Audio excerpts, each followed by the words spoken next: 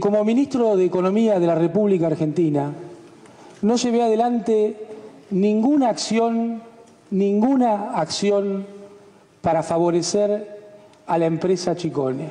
No se está discutiendo en ningún momento el fondo de la cuestión.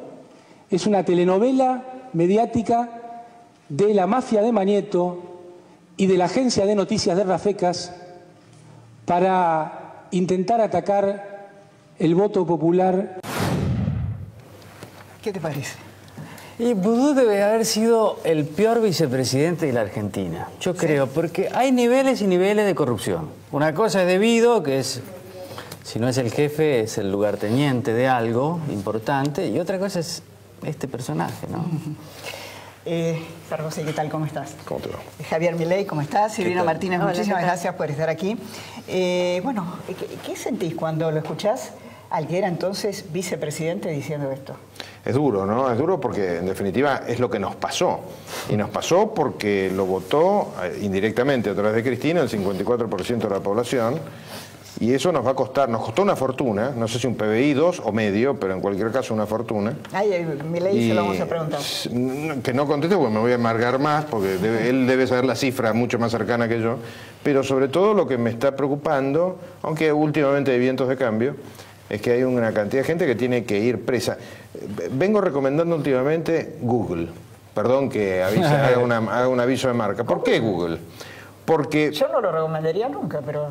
¿Por qué? Uno carga la palabra corrupción, corruption, o en el idioma que preferamos, en distintos países, en todos lados hay presidentes, gobernadores, primeros ministros, legisladores presos, o estuvieron presos y ya cumplieron la condena. Salvo donde la Argentina, que tiene el dudoso honor de tener poquitos, 3 o 4, y donde pareciera que Odebrecht no existió, cuando en realidad... Discrepo en esto con la calificación de la figura de Debido. Debido no fue jefe de nada en el gobierno kirchnerista. Exactamente. Debido en el gobierno kirchnerista no pudo nunca ser jefe de nada porque los únicos jefes eran Néstor y Cristina Kirchner para todo. Y lo puedo declarar judicialmente. Estoy de acuerdo. Bueno, ya salió en las sentencias, ¿no? Eran los además, jefes. ¿por qué lo puedo declarar judicialmente? Vale la pena aclararlo. Cuando uno negociaba algún tema en el Consejo de la Magistratura, que era en definitiva de segundo orden para los K, aunque a veces parecía que era de primera, no tomaban ninguna decisión sin decir, esperen que lo vamos a consultar con Cristina. En esa época ya Néstor estaba muerto. Pero cualquier cosa iban a consultar con Cristina. Y uno se escuchaba hablando por teléfono, hablaban a los gritos además. Silvina Martínez es una de las mujeres, ustedes saben muy bien, que más ha investigado el tema de la corrupción del gobierno kirchnerista. ¿Cómo te sentís en estos momentos? ¿No? Están Debido, Vudú, que era impensable hace 5 o 6 años. Sí, igual para mí es una consecuencia lógica de un cambio de gobierno. Lamentablemente es así, los jueces nunca actúan en tiempo real, sino que siempre lo hacen en diferido, ¿no? Entonces, lo hemos visto con Menem, lo hemos visto con De la Rúa, lo vemos con los Kirchner, seguramente pase lo mismo con los gobiernos siguientes, cuando los jueces parece que empiezan a ver los delitos, ¿no?, en el momento que dejan el poder. Y a partir de ahí empiezan las causas, las sentencias, las resoluciones. Lo que pasa es que esto tiene un grave problema, que es la prescripción, ¿no? Mientras los jueces siguen haciéndose los tontos, ¿no?, y un gobierno como el de Cristina o el de los Kirchner estuvo 12 años, muchos de los delitos que se quieren juzgar o están en riesgo de estar prescriptos. Porque ¿vos qué decís que estos no, corren el riesgo? En este caso no, puntualmente, en este no, porque Vudú fue vicepresidente hasta el 2015, ¿no? Y por suerte el caso ahora está en instancia de juicio oral. A mí me van a citar como testigo, aparentemente, en este juicio. ¿En la de Vudú? Exactamente, recordemos que yo estaba en la IGJ, en la Inspección General de Justicia, como funcionaria en ese momento, cuando estalla el escándalo Chicone. Había muchos legisladores, periodistas, muchos de la oposición que querían pedir informes. Mi función era estar a cargo de varios sectores, entre ellos el sector donde tenían que contestar los pedidos de informes a los jueces, a los fiscales. La orden que recibo en ese momento por parte de la Cámpora, de distintos miembros de la Cámpora, era que a la oposición y a los medios no le vamos a entregar nada lo que tenga que ver con el caso Chicone. Era una orden directa, estricta de protección con lo que tenía que ver con eso, porque estaba Vudú detrás. ¿Tuviste mucho coraje y te costó? Me costó el puesto y me costó la salud. Yo en ese momento me hicieron la vida imposible, no es solamente eso. La verdad que terminé con licencia y después de hacerme la vida imposible adentro y afuera, sigo en juicio en el día de hoy porque no me han pagado un peso como cualquier indemnización de cualquier trabajador. Más allá de eso, lo declaré en distintas causas judiciales en su momento, hice presentaciones por escrito mientras yo era funcionaria pública, lo que estaba ocurriendo, y por eso me despidieron, ¿no? Claramente. Ahora, Javier Milei, Clara hablaba de cuánto cuesta al país todo esto. ¿Tenés algún cálculo? En rigor, no, y el cálculo sería verdaderamente muy difícil de hacer, pero sí, digamos, desde la economía hay algo que se puede decir, y es que la corrupción es inherente a la existencia del Estado. Y voy a explicar por qué. Porque cuando vos estás en el sector privado, ¿qué es lo que pasa? Si vos de repente, ¿de qué vive una empresa? Vive del favor del consumidor, es decir, de servir al prójimo con un bien de calidad al mejor precio posible. ¿Sí? Esa es la lógica de cómo genera ingresos una empresa. Si por alguna cuestión tuviera un empleado corrupto, la consecuencia de ello, ¿qué sería? Que tus costos serían más altos, ¿sí? Entonces, o tus beneficios van a ser más bajos, o va a venir alguien que va a poder vender el mismo producto a un menor precio con una mejor calidad. Con lo cual, cuando en el mercado pasa esto, si vos no sabés monitorearlo, quebrás.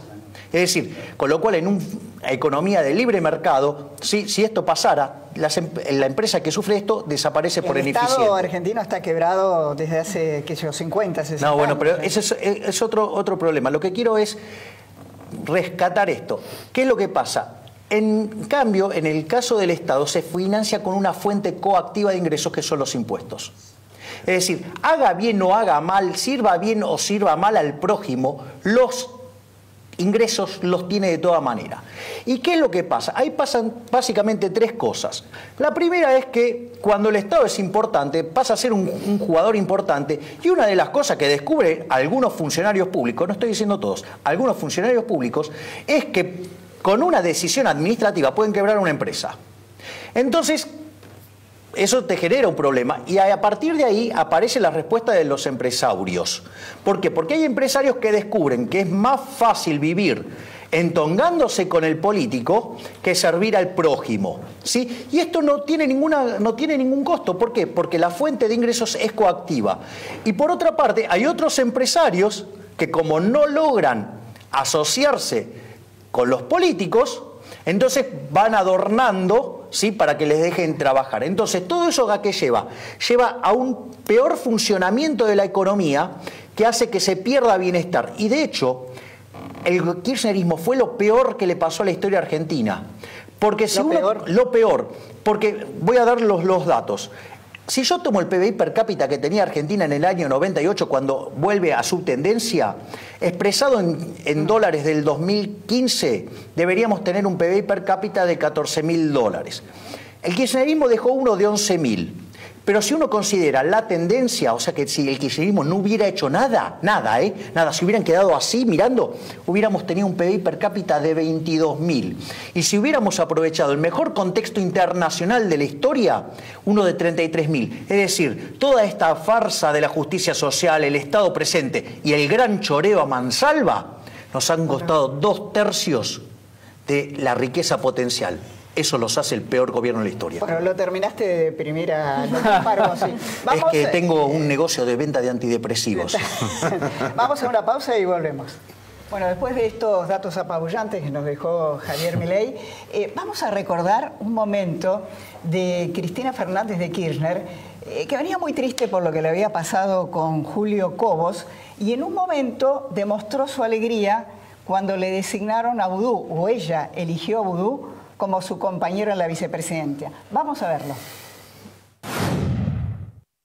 Sin contarles una reunión muy importante que tuvimos con la ministra de Industria, con el ministro de Planificación Federal y con el en ese momento todavía ministro de Economía, pero hoy vicepresidente de la Nación, que no me pudo acompañar porque está también cumpliendo su rol frente al Senado. No saben lo lindo que es tener vicepresidente. Estoy tan contenta. Estoy tan contenta. No saben lo lindo que es tener vicepresidente. Estoy tan contenta. Bueno, estaba contenta. Parecía enamorada, Sí. ¿no? Bismarck dijo de España, dicen que dijo, que era el país más fuerte de Europa, porque había generaciones de españoles dedicados a destruirla y no lo habían logrado. Nosotros es exactamente igual, somos iguales a nuestra madre. Ahora, volviendo al caso de Guido, ¿no? Vudú es algo distinto, ¿no te parece, Alejandro? Vudú es como un condottiere, ¿no? Sí. Viene de Mar del Plata, un sobreviviente, llega a vicepresidente, vaya a saber por qué, yo creo que porque era un seductor nato. Primero había llegado al Ministerio de Economía así, pero debido es orgánico a lo que algunos jueces llaman asociación ilícita. ¿No crees que esa es una diferencia importante? Claro, pero tiene una explicación, es cierto, coincido totalmente, pero tiene una explicación lógica, y es que al no pasar nunca nada, estos personajes van aflorando, como la nata en la leche, van aflorando hasta que se terminan imponiendo. ¿Por qué? Porque no pasa nada. Y de hecho es una de las explicaciones a que, más allá de los defectos de la ley del arrepentido, es una de las explicaciones de que en la Argentina nadie se arrepiente. Porque el arrepentido no es que le agarró una culpa de Dostoyevsky, lo que le agarra el arrepentido es miedo. Pero para que haya miedo tiene que haber sanción. Para que estos personajes no proliferen tiene que haber miedo a la sanción. Al no haber sanción, al no haber consecuencia de los ilícitos, todas estas personas hay cada vez más. Por eso la corrupción no solamente tiene un daño con respecto a la pérdida de los 2/3, que ahora no me lo olvido más, que decía recién Javier, y con respecto a lo que se hayan achacado directamente, sino que también tiene un costo monumental hacia el futuro, porque impide futuro. Ese es el tema. Por eso es imprescindible gente presa. Nosotros no podemos mirar para otro lado. Y me da mucho miedo, algo que viene denunciando siempre el ministro de Justicia, y es, ojo, porque los juicios dan vueltas, pero hay que entrar a juicio oral y hay que ser rápido. Y sobre todo, hay algo clave, y es, cuando se juzga a un ministro, un procurador general de la nación, un presidente, el criterio de evaluación de lo que hace tiene que ser de máximo rigor. Porque no está uno jugando a una pobre persona que robó una manzana para sobrevivir. Está robando a un señor que, aparte de sus propios millones, tenía todo para ser el mejor. Ahora, y fue el peor. Alejandro, la misma justicia hoy que lo lleva a juicio oral es la misma justicia que demoró y cajoneó, ¿o no? Sí, es lo que hay, como dicen en el campo. Bueno. Y hay algo importante. Y voy a hacer un viaje histórico para parecer culto. Parecer. Cortito. Aristóteles que decía, la política es el arte de lo posible. Nosotros tenemos este poder judicial, con lo cual hay que hacer todo lo posible para que la mayoría de ellos vayan encauzándose para lo que nunca debieron dejar de ser. Será tarde, pero es. Más vale tarde que nunca. Silvina, ¿cómo viviste vos personalmente? Porque fueron momentos durísimos para vos, pues además en ese momento eras atacada, había otro gobierno.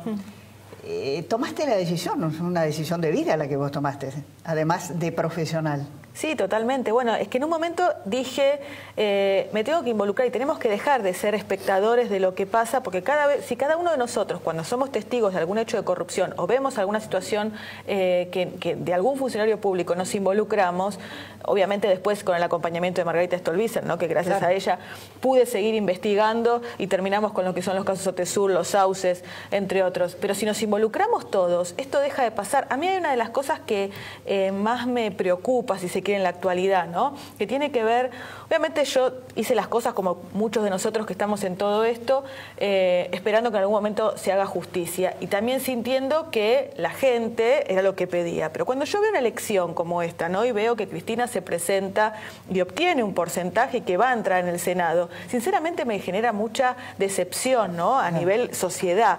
Yo siempre hago la misma pregunta, ¿no? Y yo digo, a cualquiera de ustedes le pregunto, ¿ustedes votarían a una persona que les robó el celular? ¿La elegirían para que gobierne su vida, para que dicte sus leyes? Todo el mundo me va a contestar que no. Entonces, ¿por qué van a votar a una persona que robó millones de dólares, que es de todos nosotros y que va a poder seguir teniendo poder de decisión y le estás dando además impunidad para la justicia? Somos una sociedad muy tolerante con la corrupción. Lamentablemente. Sí. Claro, el tema de la ley del arrepentido, que no tiene ninguna popularidad acá, porque es la delación Está mal para nuestra cultura política. ¿Cómo vas a ser un delator, verdad? Claro, sos el buchón. Sos el buchón. Claro. Y eso, y si no te corren y te dicen, no, bueno, pero es un delincuente. Les agarra eso de, no, queremos un delator, pero que sea honesto. Bueno, no lo vas a encontrar. A ver, yo quiero contarles algo que es muy interesante y profundamente doloroso. Y por favor, Alejandro, no te suicides en cámara. Pero creo que puede pagar, vender. pero digamos, no es deseable. El señor Vudú, con el señor Kirchner y la señora Kirchner, estatizaron a la fuerza el sistema previsional, porque un año previo se hizo una votación y el 90% había decidido quedarse en el sistema de capitalización, y por la fuerza, usando la violencia del Estado, lo estatizaron. Yo les voy a contar algo.